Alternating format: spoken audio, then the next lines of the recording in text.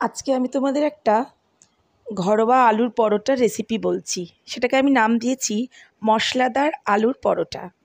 Actually আমার উপোস ছিল, সেদিন আমি সারাদিন উপোস করে ঠাকুর পুজো দিয়ে তারপরে এটা নিরামিষ খেয়েছি, একেবারে নিরামিষ। আমি ময়দা 80% নিয়েছি, 20% আটা নিয়েছি।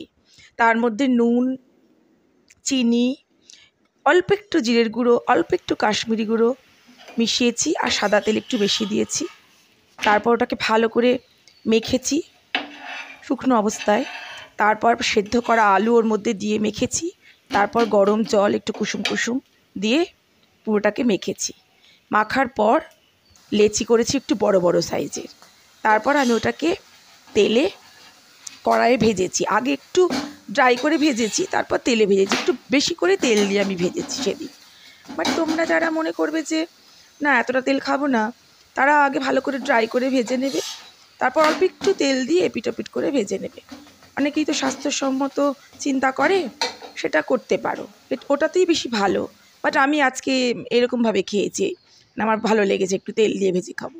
আর সাথে একটা নিরামিষ তরকারি করেছিলাম একেবারে সবজি দিয়ে।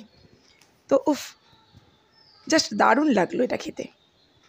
তোমরা করে দেখো, একদম নিরামিষ। আর এটা তোমরা আমিষের দিনকে এর মধ্যে তোমরা পেঁয়াজ কুচোও দিতে পারো, সেটাও কিন্তু একটা আলাদা টেস্ট আসবে। পেঁয়াজের তো একটা আলাদা টেস্ট আছেই।